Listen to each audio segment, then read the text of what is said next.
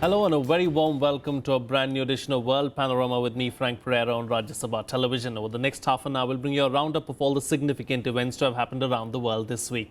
But first, a look at the headlines. Clinton and Trump continue to trade blows as the United States election enters its last leg. Presidential nominees turn their focus to key swing states. Democratic campaigner-in-chief Obama urges voters to back Hillary.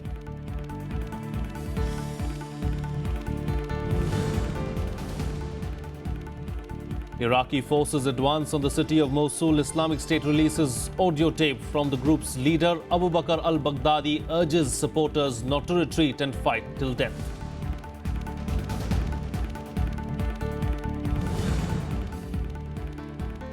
South Korean President Park Geun-hye takes personal responsibility for the abuse of power scandal engulfing her administration, vows to cooperate with any investigation. For the second time in 2 weeks, Park apologizes to the nation.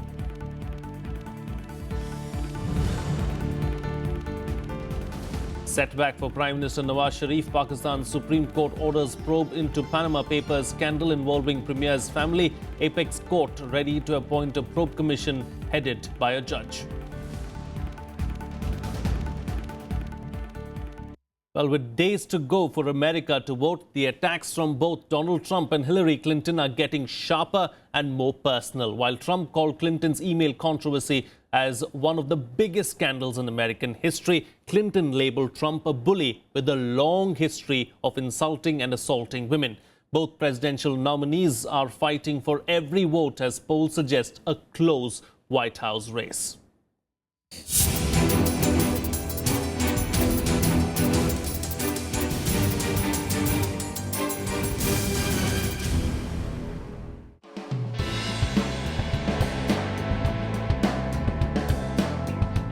As the US presidential election enters its last lap, both aspirants to the White House are stepping up attacks on each other.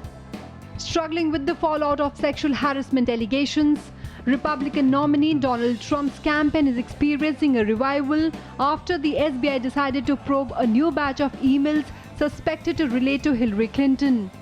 On Tuesday, Trump capitalized on the issue once more, calling Clinton's email controversy the biggest scandal since Watergate. This is a message for any Democratic voter who have already cast their ballots for Hillary Clinton and who are having a bad case of buyer's remorse. In other words, you want to change your vote. Wisconsin is one of several states where you can change your early ballot if you think you've made a mistake. A lot of stuff has come out since you voted. So if you live here, or in Michigan, or Pennsylvania, or Minnesota, those 4 places, you can change your vote to Donald Trump will make America great again, okay? She is not going to make America great again. US President Barack Obama came in support of his former Secretary of State Hillary Clinton and appealed to voters to lend support to their Democratic presidential nominee. Obama said despite making mistakes, Clinton was the right choice for the president. Has she made mistakes? Of course, so have I. There's nobody in the public arena over the course of 30 years that doesn't make some. But she is a fundamentally good and decent person who knows what she's doing and will be an outstanding president.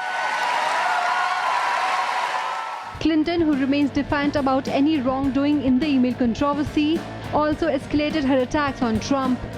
She labeled Trump as a bully for criticizing women for their looks and said he had a long history of insulting and assaulting women. Think about what we now know about Donald Trump and what he's been doing for 30 years. He sure has spent a lot of time demeaning, degrading, insulting, and assaulting women. And I got to tell you, some of what we've learned, some of this stuff is very upsetting. The latest email controversy has caused a dip in Clinton's campaign, with the latest polls showing Trump ahead with a slender lead. It is for the first time since May that Trump has overtaken Hillary in a major national tracking poll. Bureau Report, Rajya Sabha TV. Well, joining me for a chat to talk about this is Pramit Chaudhuri, consulting editor of the Hindustan Times. Welcome and thank you for joining me on the program. Just days to go before America votes. It's D-Day on Tuesday for all Americans, and it looks like the race has come to its closest ever since the campaigning began. Absolutely. We've seen a huge, not huge, but a Trump who looked like he was trailing quite dramatically, about 6 or 7 percentage points against Clinton in just the past 2 weeks. Has closed the gap, and now we're looking at a 1 to 2% lead for Hillary Clinton, which is effectively within the statistical margin of error as far as the popular vote is concerned. But as you know, the American system is actually a little more complicated. It's an electoral college system where, in effect, you have a first-past-the-post system in each state. And depending on how many states and how many, quote, electoral college votes, which is determined largely by population for each state, determines who wins. At present, the Electoral College position of Hillary remains far stronger than Trump, but there are enough swing states that theoretically, if all of them were to go to Trump, he could still win. So you are seeing a close fight, and definitely the Democrats don't believe they have this in the bag yet. And you can see that between Obama coming out and literally reading lists of polling stations on public television, and Hillary campaigning frantically in Florida, Wisconsin, Pennsylvania, key swing states, and Ohio, that will determine this election. They know that they can't wait. They really cannot take any chances here. You know, there can be a scenario where Donald Trump wins more of the popular vote and also wins more states than Hillary Clinton, but yet lose because of what you're talking about, the Electoral College, isn't it? Yes, completely. This is exactly what happened with Al Gore and George W. Bush, where Bush won the Electoral College, but Al Gore won the popular vote. And right now, Trump, the key is turnout. While the polling evidence will tell you which preference each voter or potential voter has for a candidate, they don't tell you who actually will bother to come out and vote on that day. It happens to be in the middle of the week. The election day is a middle of the week. It's a working day in America. Voting day is not a holiday. Unlike India. Unlike India. So if it rains, if you don't feel comfortable with either candidate, and normally if there's a lot of mudslinging going on between the candidates, turnout tends to be low. People get disgusted with both candidates. And neither Hillary or Trump are very popular. So we could see turnout being a big issue. So Trump may be a few percentage points behind Hillary in terms of preference. But if he can get 80% of his people to vote, while Hillary only gets 70%, he wins the popular vote very easily. So we're looking at a potential situation where, yes, it could be another Al Gore, George Bush vote. But unlike Al Gore, who eventually withdrew his legal challenge to Bush after the Supreme Court judgment, I would expect Trump to fight a lot harder and longer to try and see if he could potentially win this election. You know, in an unlikely scenario, if there is a tie at 270, what happens then? It's a good question. 272 would mean that it would have to, if I remember correctly, it would then be determined by the popular vote. It's very unlikely. 272 would require a certain breakup of the states, which would be difficult. And only 2 states, Nebraska and Maine, actually have a situation where they give the Electoral College votes on a proportion, rather than, in most cases, it's, as you said, first past the post, which means you tend to have wild swings in favor of one candidate, even if they only win 51% of the vote. Just very similar to our own district-based system in India. Indeed. You know, Hillary Clinton would have thought that the email controversy was, behind her, but then it came back to haunt her right at the end. And, the FBI director, too, was criticized for the timing of that particular decision. How much of an impact do you think that's going to have on these polls? It's a good question. My sense would be that it'll have a relatively minimal impact. Most people who had already decided that the FBI email issue, the original private server email case, was something that affected them, had already decided to vote against Hillary. And those who decided it was irrelevant had already decided that they would support her. But what is happening is interesting. I would argue that the real shift that's taking place is that you look at the polling data. Since mid-October, the person whose candidacy is disintegrating is Gary Johnson of the Libertarian Party, which until now had been running at about 9 to 10 percentage points, one of the strongest runs for a third-party candidate in recent American history. The Libertarian Party is a free market, open society, open economy party, and a lot of about 2/3 of the support he was getting was disaffected Republicans who were unhappy with Trump. Yes. His candidacy has now fallen to about 3 or 4 percentage points, roughly the same that mirroring Trump's gains on his side. And my sense is where things like the FBI email issue affects the election is that those disaffected Republicans who had gone to Johnson are now deciding that they will go back to Trump. Indeed. And that is where the impact is really happening, that it's Republicans returning to the fold where Trump is actually benefiting from the FBI case, renewal of the FBI case. The other issue where there is a benefit is that until now, until the FBI reopened the case, you saw that it was a sexual harassment issues regarding Trump which are dominating the airwaves. Yes. And as a consequence, he had lost heavily among women, including Republican women, and he had been falling in the polls. Suddenly that has now disappeared off the radar. And I wouldn't say that's resulted in him getting those votes back, but at least it's arrested that collapse that was happening. And that's been a big benefit for him. You know, before I let you go, I'm going to put you on the stand and ask you, what are you going to be wearing come Wednesday, blue or red? Well, in this case, definitely a Democratic candidate would be preferable, I think, both for the world, for India, and the United States. Trump is, once you take away all of the bluster, what he is effectively is very much a 19th century American isolationist, a type of right-wing conservative that has not really been in existence in America since before World War I. And it was not it was something that the Republican Party had gotten behind them, if you wish, back after the two world wars, and they became part of the international post-war consensus within the United States. And I've noticed that a lot of my own Republican friends are the ones who are most likely to vote for Clinton in this election. Indeed. Because they come from exactly that type of consensus. So yes, for me it would definitely be a Clinton presidency would be preferable. But what is interesting is that, in my view, it doesn't matter who wins, they're a one-term president. Okay. Hillary is simply too old, Yes. simply too old to have a second term. You can see her health problems already. We know that she did struggle through this campaign.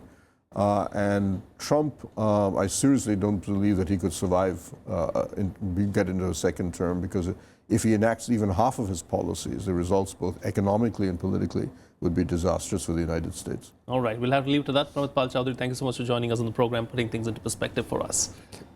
And moving on, now as the battle for Mosul rages on, Islamic State leader Abu Bakr al-Baghdadi expressed confidence in victory in his first message after the Iraqi forces started an offensive to take back Mosul. Baghdadi, whose death rumors have circulated around for years, urged people to fight against the advancing army. He also asked IS fighters to invade Turkey. Meanwhile, coalition forces continue to advance towards the city from several fronts.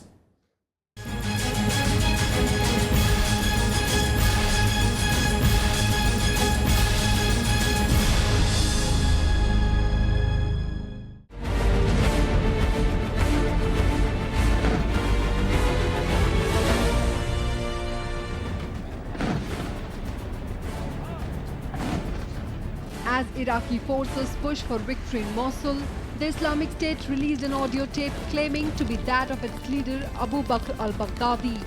The authenticity of the recording has not been verified yet, but the voice on the audio expressed confidence in victory and called on Iraqis to defend the city against the army. This total war and the great jihad that Islamic State is fighting today only increase our firm belief, God willing, and our conviction that all this is a prelude to victory. If true, it will be the first public message from Baghdadi in about a year and will dispel rumors of his death that have been circulating for years.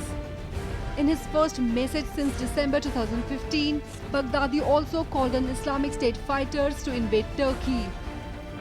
Baghdadi's whereabouts remain unknown, with some believing that he may be inside Mosul alongside IS fighters. Turkey has today entered into your business and project of your jihad.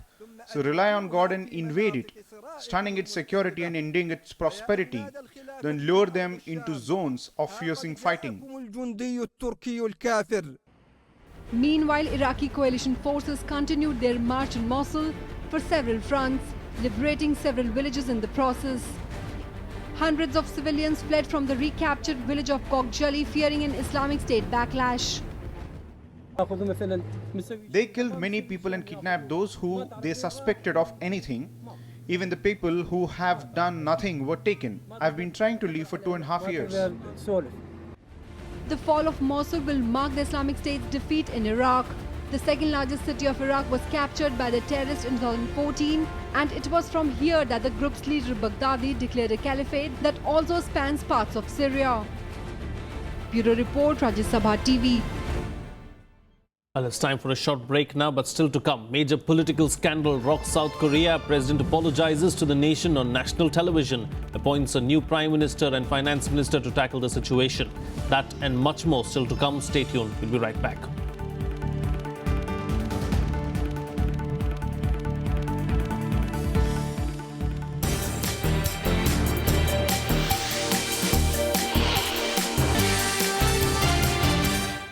Welcome back. You're watching Rajya Sabha Television. Well, South Korea's president named a new prime minister and 2 other cabinet members in a fresh move to try to contain the fallout of a scandal over the influence of a friend of hers in government affairs.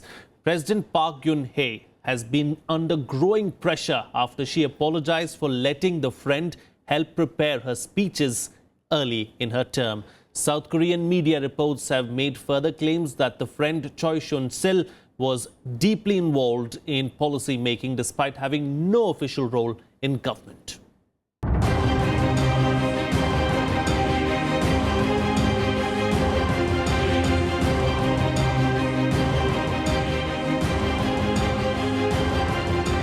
South Korea's president named a new prime minister and finance minister, the highest level shake-up since President Park Geun-hye's administration was rocked by a scandal involving a friend accused of meddling in state affairs.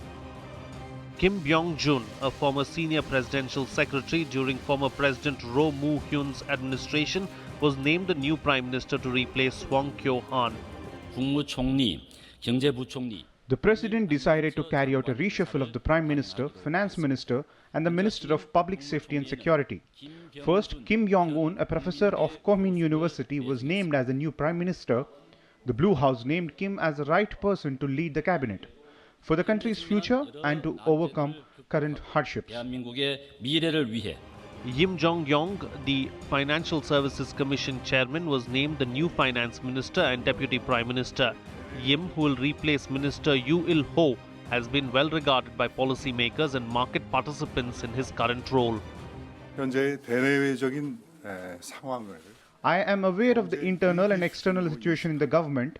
The economic development, including me, will stand together and take preemptive actions against uncertainty and use all our strengths to stabilize people's lives to gain public trust. The moves, which also include a new Minister of Public Safety and Security, Park Seung-ju, were seen as an effort to soothe public anger over the scandal involving Park's friend Choi Soon-sil, who is in custody and under investigation by prosecutors. Park Geun-hye, South Korea's first female president and daughter of the military dictator who turned the country into an industrial powerhouse, is facing the biggest challenge of her turbulent tenure. The essence of the scandal is this: it has emerged that Park, notoriously aloof even to her top aides, has been taking private counsel from Choi Soon-sil, a woman she is known for 4 decades. Despite having no official position and no security clearance, Choi seems to have advised Park on everything from her wardrobe to speeches about the dream of reunification with North Korea. Calls for her resignation and even impeachment are resonating from across the political spectrum, and her approval ratings have dropped to a record low. Protests were held across the country demanding that the president step down. 집회의 목적은 The purpose of today's protest is to demand President Park Geun-hye's resignation, Ko Soon-lee's appearance at the prosecutor's office like a lizard saving its life by losing its tail. I think Park Geun-hye should take the responsibility and step down. Choi is the daughter of the late Choi Tai-min, who was a kind of a shaman fortune teller described in a 2007 WikiLeaks cable as a charismatic pastor. Locally, he's seen as a Korean Rasputin who once held sway over Park after her mother was assassinated in 1974. Bureau Report, Rajya Sabha Television. Much else has unfolded around the world this week. Here's a roundup of the other international news of the week in Globe Watch.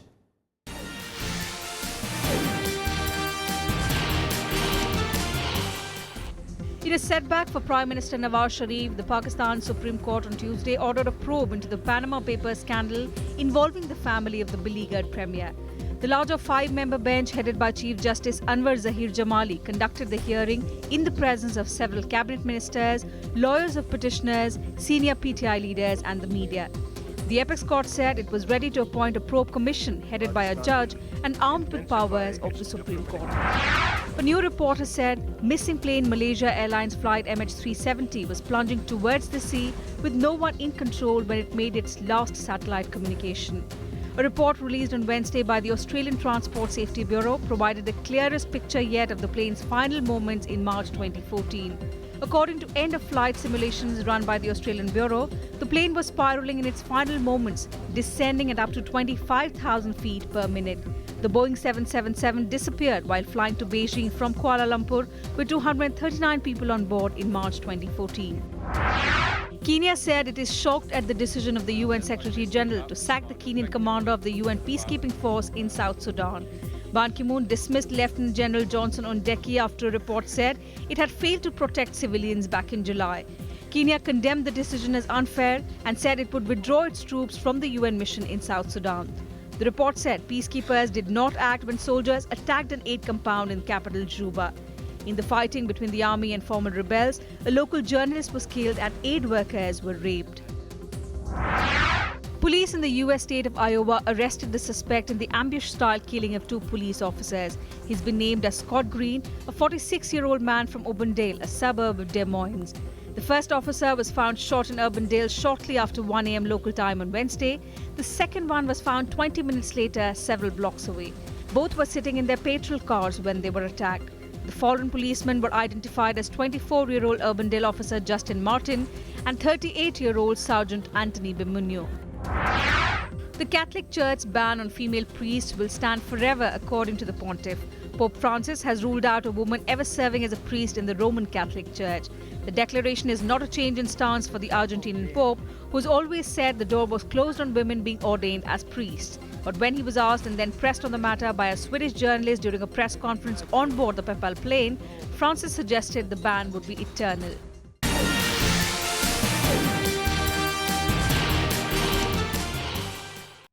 Well, let's now shift focus and bring you up to speed with all the sports news you might have missed this week in Sports Action.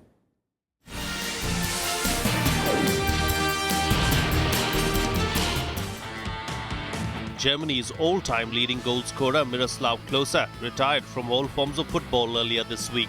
The former Bayern Munich striker helped his country win the World Cup in 2014, becoming the record scorer in the tournament's history with 16. Klose, a two-time Bundesliga winner with Bayern, was without a club after his Lazio contract expired last season. He now plans to join Germany's coaching staff after an invitation from manager Joachim Löw. Coach Pep Guardiola was left thrilled after Manchester City revived their Champions League bid by beating his old club Barcelona 3-1 on Tuesday. Ilkay Gundogan scored twice and Kevin De Bruyne netted a superb free kick that ended Barcelona's 100% record and made handsome amends for City's 4-0 drubbing at the Nou Camp 2 weeks ago. Guardiola's men now have 7 points from 4 matches, 2 behind leaders Barca. Tiger Woods will make his long-awaited return from injury at next month's Hero World Challenge in the Bahamas, the former world number 1 confirmed in a statement on Tuesday. Woods jolted the golf world last month after aborting his planned comeback at the Safeway Open in California, sparking fresh uncertainty about his career after a 16-month layoff. However, the 40-year-old 14-time major winner said he would now be ready to host and play in his December 1st to 4th tournament at Albany in the Bahamas. 4-time Olympic medalist Louis Smith has been suspended for 2 months by British Gymnastics over a video in which he appeared to mock Islam. The video, filmed by Smith but leaked to the media last month, appeared to show him laughing while retired gymnast Luke Carson mimicked Islamic prayers practices. Smith, who won Pommel horse silver at Rio 2016, later said he was deeply sorry for his thoughtless actions. Carson was given a reprimand. Ferrari driver Sebastian Vettel will not be punished for his expletive-laden outburst at the Mexican Grand Prix. Jean Todt, president of Formula One's governing body, the FIA, decided on an exceptional basis not to take disciplinary action against the German. He warned similar actions in the future would be punished. Incensed by the driving of Red Bull's Max Verstappen, Vettel lashed out at the FIA F1 director Charlie Whiting, using a series of 4-letter words. Vettel went to see Whiting immediately after the race to apologize.